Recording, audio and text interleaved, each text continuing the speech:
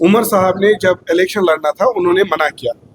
انہوں نے یہ ریزن دیا تھا کہ یہ الیکشن میونسپلٹی کے الیکشن کے برابر ہوں گے, اس میں یو ٹی کے چیف منسٹر کے پاس کوئی پاور نہیں ہوگا. ان کو یہ مائنڈ میں تھا. انہوں نے پہلے دوری اختیار کی, پھر جب ان کو ہار ملی انجینئر رشید سے بارہ مولہ میں, پھر جا کے ان کو گھر میں خیال آیا کہ کیوں نہ کم سے کم چیف منسٹر ہی بنے تاکہ اقتدار واپس. وہ چیف منسٹر بنے. عمر صاحب کو بالکل پتا تھا میں کون سا کس میونسپلٹی کا چیف منسٹر بننے کے لیے تیار. اگر ان کو پتا تھا کہ میں چیف منسٹر میونسپلٹی کا بننے کے لیے ہوں تو انہوں نے یہ پرومسز کیوں کیے؟ ان کو پہلے ہی کہنا تھا کہ فی الحال کوئی پرومس نہیں ہوگا جب تک اسٹیٹمنٹ نہیں آئے گا, کیونکہ میں میونسپلٹی کا چیف منسٹر بننے جا رہا ہوں. کہ انہوں نے اپنے کولیگ انجینئر رشید صاحب کو جو 40% پاپولیشن جو کشمیر کی ریپرزینٹ کرتے ہیں ان کے بارے میں ایک الفاظ نہیں بولا ہے. ٹھیک ہے آپ کو ان کے ساتھ اختلاف ہو سکتا ہے, لیکن انجینئر صاحب ہیڈ بین یور کولیگ. بحیثیت کولیگ کے ناطے آپ پر فرض بنتا تھا کہ آپ ان کے بارے میں بات کریں. اب آپ کو ان کے ساتھ سیاسی اختلاف ہے, اس کو چھوڑ دیجیے. باقی عام کشمیری کی تو بات کر سکتے تھے جس کے لیے آپ کو ووٹ دیا. آپ کو ان لوگوں نے بھی ووٹ دیا جو پہلی بار جو بائیکاٹ پالیٹکس کرتے تھے, انہوں نے بھی ووٹ ڈالا ہے. انہوں نے بھی آپ کو اسی لیے ووٹ دیا تاکہ ان کی آواز بن کے آپ آگے چل سکے. لیکن بدقسمتی سے آپ نے ان کو بھی بد دل کیا. انہوں نے صرف آپ نے لوگوں کو لیٹ ڈاؤن کیا, بلکہ جس طرح آپ نے وہ دہرایا, اپنی ہسٹری کو دہرائی, ہسٹری آف بیٹریز اینڈ بیٹریلز, اس سے یہ پتہ چلتا ہے کہ آپ ڈیموکریٹک انسٹیٹیوشنس کو بھی نقصان کر رہے ہیں. ہمارے ریزرویشن کا معاملہ ہے, 1 سال ہونے کو ہے, ریزرویشن ایشو بھی ریزالو نہیں ہوا, اور باقی چیزیں جو سارے ہیں کل ملا کے ریگولرائزیشن آف ڈیلی ویجرز, کانٹریکچوئلس, وہ بھی پینڈنگ ہے. تو کل ملا اچھا اس میں ایک اور چیز ہے کہ محبوبہ جی کہہ رہی ہے بار بار کہ ان کو شفٹ کیا جائے. کیا محبوبہ جی کا مطلب یہ ہے کہ ان کو جیل میں ہی آپ ختم کر لو؟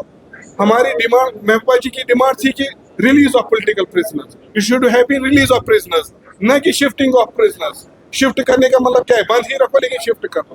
اس سے کون سا راحت پہنچے گی؟ بند وہ بیچارے فیملیز کے لیے یہاں پر بھی ہے, کوٹ بلوار میں بھی ہے, دلی میں بھی ہے. سو ہمارا یہ تھا کہ it is a complete failure. جس طرح عمر صاحب نے لکھا تھا کہ اپنے پیمپلیٹس پر بھی, وہ ہم نے یہاں ایکسپلین کر لیا. دوسری بات, جو حلقہ انتخاب بڑگام ہے وہاں سے ہم نے ایک پرومیننٹ سوشل ایکٹیوسٹ جو چیئرمین رہے ہیں نذیر احمد خان صاحب ہے, کافی ایماندار ہے. ان کی ہسٹری رہی ہے ان کی فیملی کی, ہمیشہ ٹف ٹائم میں بھی ان کے فادر یہاں ایم ایل اے بھی رہے, اس میں بھی ان کا کافی کنٹریبیوشن ہے. تو عوامی اتحاد پارٹی کے پولیٹیکل افیئرس کمیٹی کے چیئرمین جناب اشتاق قادری کی صدارت میں جو میٹنگ ہوئی, اس میں فائنلائز انہی کا نام ہوا ہے نذیر احمد خان صاحب, جو ہم نے آپ کے ساتھ شیئر. وہ اے آئی پی کے ticket, Westley political affairs committee نے ڈیسائڈ کیا تو اے آئی پی کی ٹکٹ.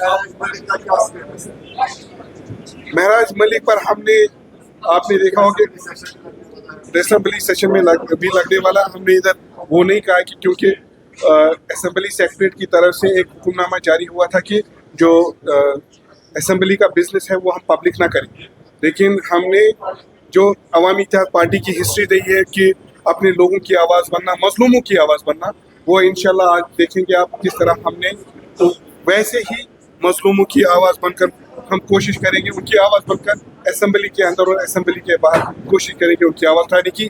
وہ مہراج ملک ہو یا کوئی اور ہے جن کے فادر کی ڈیتھ ہوئی ہے, خود وہ جیل میں ہے, جن کی ماں کی ڈیتھ ہوئی ہے وہ خود جیل میں, ان سب مظلوموں کی بات کریں گے جو اس وقت نیشنل کانفرنس کی وجہ سے نیشنل کانفرنس بی جے پی سرکار کی وجہ سے ختم ہو رہے ہیں. آپ نے کہا کہ مرکز کے ساتھ کشمیر جو ہے دوری ہوئی ہے, آپ نے کہا وہ طالبان سے بات کر سکتے ہیں لیکن کشمیر کے ساتھ. میں نے وہی کہا کہ عمر صاحب کو انٹراسپیکٹ کرنا چاہیے.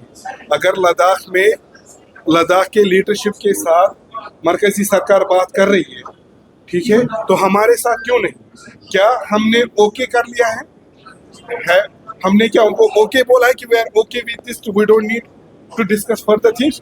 جس طرح عمر صاحب اور عمر صاحب کی سرکار کی چپی سادھی ہے اس معاملے پر, اس میں یہ لگ رہا ہے کہ اگر دلی ان سے بھی بات کر سکتی ہے, باہر والوں کے سے بھی بات کر سکتی ہے, مرکزی سرکار ہمارے سے بات کیوں نہیں کر سکتی؟ ٹھیک ہے, میں نے اسی چیز کے لیے کہا کہ عمر صاحب کو انٹراسپیکٹ کرنا چاہیے. یا پھر عمر صاحب یہ کہے کہ اس نے دلی والوں کو کہا کہ ہمیں ان چیزوں کی ضرورت نہیں ہے, کیونکہ لگتا تو وہی ہے.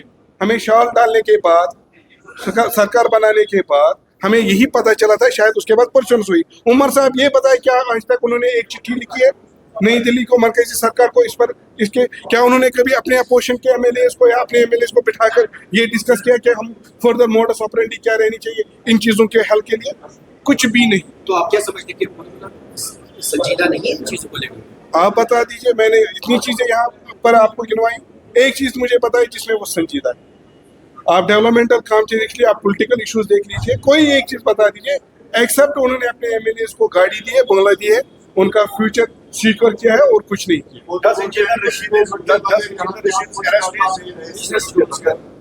जी, वो उनका कहना है कि स्टेट के बगैर हम यहाँ पे कुछ काम ही नहीं कर पा रहे। उमर साहब ने, ये सही सवाल आपने पूछा, उमर साहब ने जब इलेक्शन लड़ना था उन्होंने मना किया।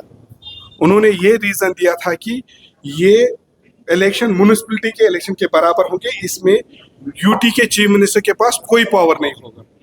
उनको ये माइंड में था, उन्होंने पहले दूरी इख्तियार की, फिर जब उनको हार मिली इंजीनियर रशीद से बारामूला में, फिर जाके उनको घर में ख्याल आया कि क्यों ना कम से कम चीफ मिनिस्टर ही बने ताकि इख्तियार वापस वो चीफ मिनिस्टर बने।